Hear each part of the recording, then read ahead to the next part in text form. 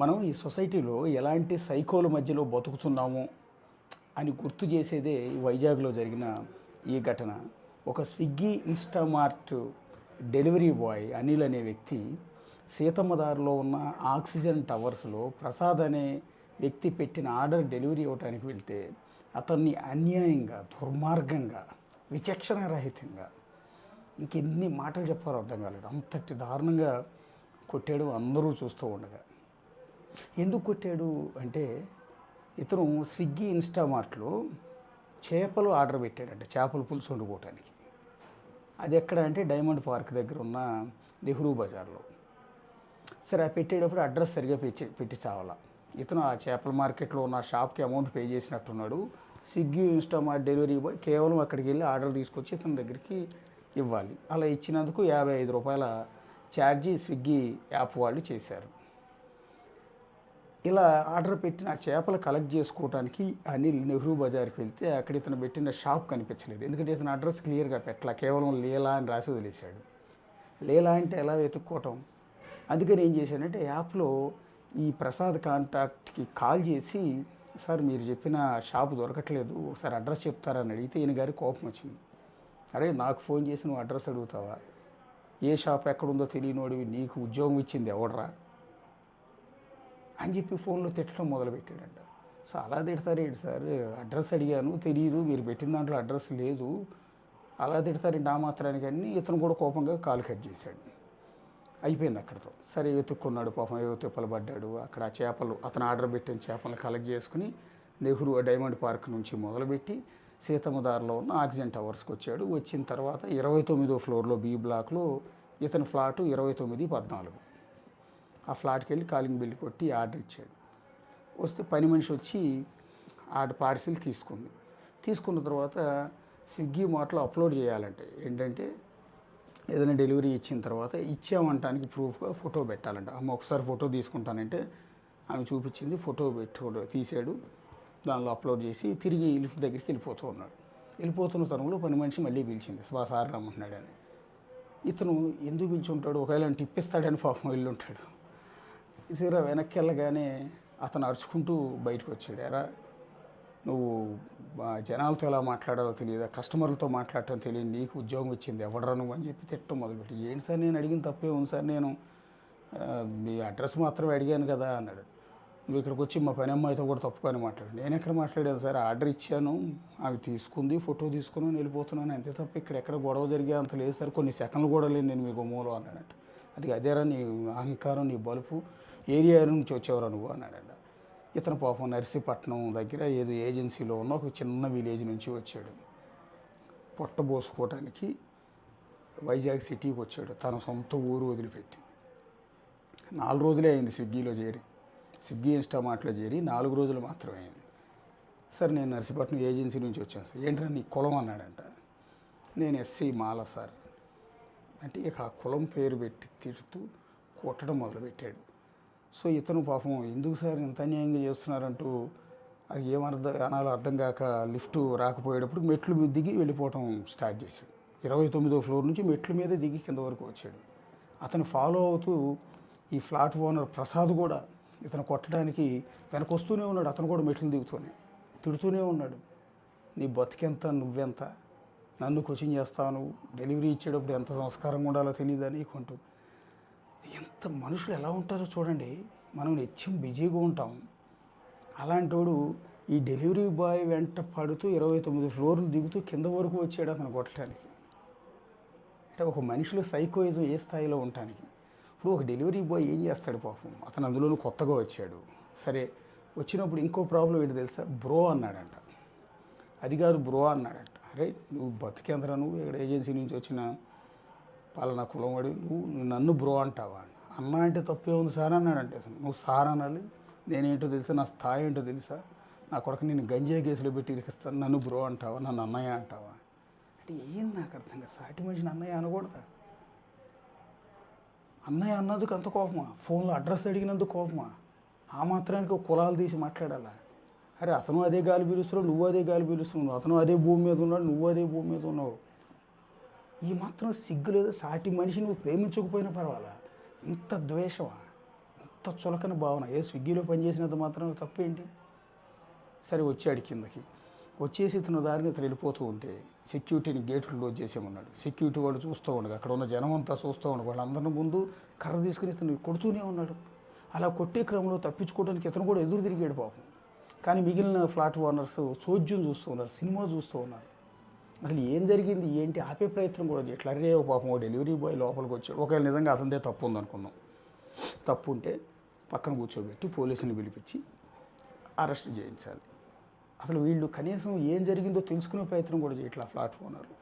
ఇవాళ మన ముందు ఒక దారుణం జరుగుతుంటే కనీసం ఆపటానికన్నా ట్రై చేస్తాం, అది ఏం జరిగిందో తెలుసుకోవడానికైనా ప్రయత్నం చేస్తాం. కనీసం ఆ ఫ్లాట్ ఓనర్లు వాళ్ళు నిజంగా ఒక మనిషిని అంత దారుణంగా కొడుతుంటే ఎందుకు కొడుతున్నావు అని ఆపే ప్రయత్నం చేయట్లేదు. ఒక వ్యక్తి మాత్రం ముందుకు వచ్చాడు పాపం. మరి ఆడియో లేదు కాబట్టి నేను ఫుటేజ్లో సరిగ్గా గమనించలేదు. అతను మాత్రం ఇది ఆపే ప్రయత్నం చేస్తున్నాడు. మిగిలిన వాళ్ళందరూ సినిమా చూసినట్టు చూస్తూ ఉన్నాడు.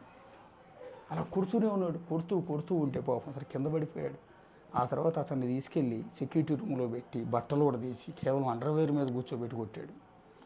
చాలాసేపటి తర్వాత అతను ప్రాధేయపడి కాళ్ళు పట్టుకుని బతిమలాడితే, నేను తప్పు చేశాను, నేను వచ్చి మీ పని మనిషిని చేయబట్టుకున్నాను, ఆమె చెస్ట్ మీద చేయేసాను, అసభ్యంగా ప్రవర్తించాను, నా తప్పు అయిపోయింది, అందుకని మీరు నన్ను కొట్టారు, క్షమించమని అడుగుతున్నాను అంటూ అతని చేత బలవంతంగా లేఖ రాయించి సంతకం పెట్టించాను. అంటే మళ్ళీ రేపు పొద్దున ఇతను బయటికి వెళ్ళి ఏమన్నా కేసులు పెడితే ప్రాబ్లం అవుద్దని ముందుగానే ఒక లెటర్ రాయించాను. కానీ ఇక్కడ ఆలోచించాల్సిన లాజిక్ ఏంటంటే, ఒక డెలివరీ బాయ్ నీ దగ్గరికి వచ్చి డోర్ ముందు ఉండేది కొన్ని సెకండ్ల పాటు, నీకు డెలివరీ ఇస్తాడు, ఫోటో తీసుకుంటాడు, చేసేస్తారు. ఆ వెళ్ళేలోపే అతనిలో కామవాంఛలు పెరిగిపోయి ఆ పని మనిషి మీద అత్యాచారం చేయాలన్న ఆలోచన వచ్చేసి అతను అమ్మాయి చేతి పట్టుకుని లాగేసి అతని అమ్మాయి చెయ్యి మీద చెస్ట్ మీద చెయ్యేసి ఎన్ని చేసే అంత ఉంటుందండి నిజంగా.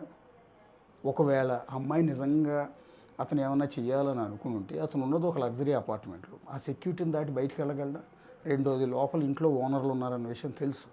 ఈ అమ్మాయి అరిస్తే వాళ్ళందరూ వస్తారు, పక్క ఫ్లాట్ వాళ్ళు వస్తారన్న విషయం అతనికి ఆ మాత్రం సెన్స్ ఉండదు.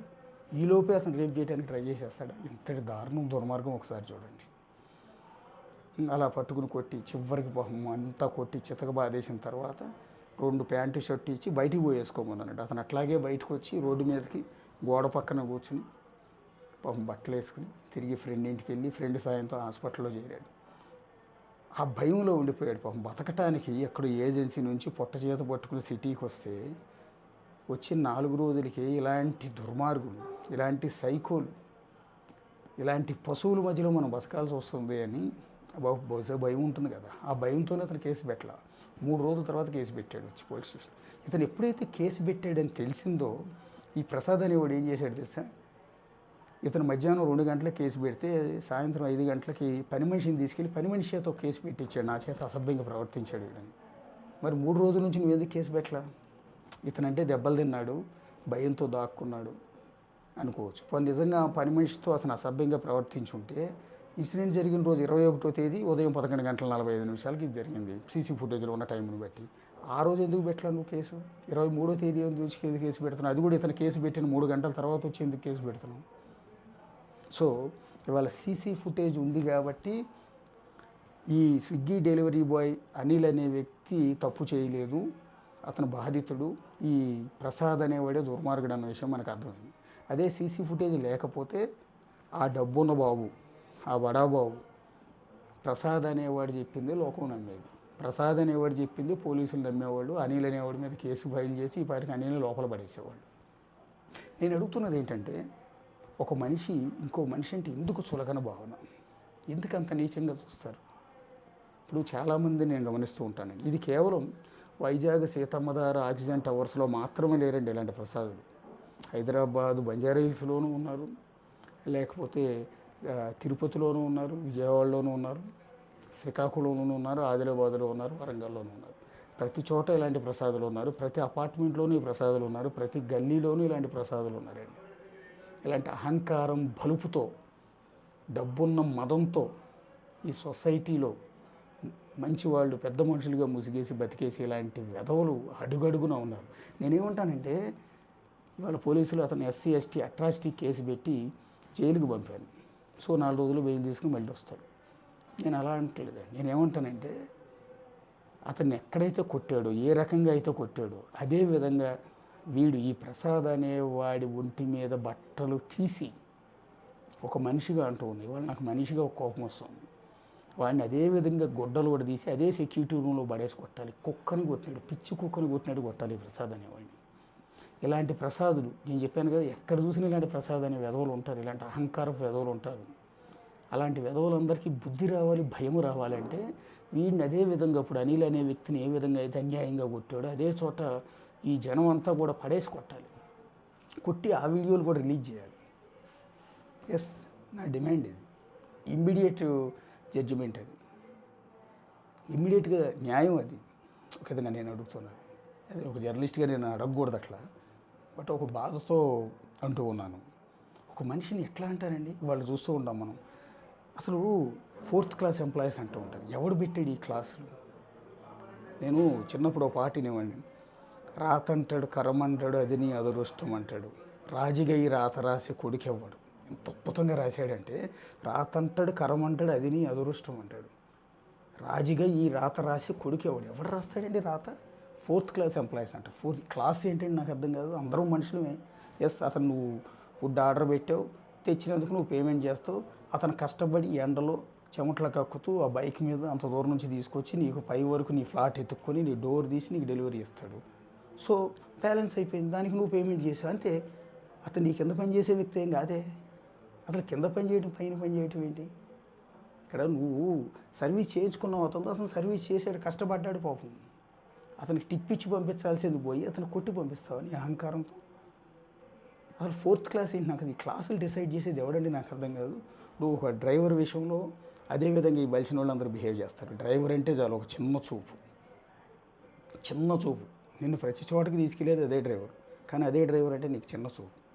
అట్లా ఇంట్లో పని మనుషులు అంటే నీకు అత్యంత చిన్న చూపు. పాపం వాళ్ళకి ఏదో నీలాగా బాబుల నుంచి అమ్మాబాబుల నుంచి వచ్చిన ఆస్తులు లేక, నీలాగా అమ్మాబాబు చదివించక చాలామంది పాపం ఏం చేస్తారు, ఇలా కూలి పనులు చేసుకుంటారు, ఇంట్లో పని మనుషులుగా చేసుకుంటుంటారు. కొంతమంది గతిలేక తప్పదు పాపం. వాళ్ళ దగ్గర నిజంగా డబ్బులు ఉంటే, చదువు ఉంటే వాళ్ళు ఇట్లా పని చేస్తారు. నీ ఇంట్లోకి వచ్చి అంటులు దొంగతారా, నీ టాయిలెట్లు గడుగుతారా?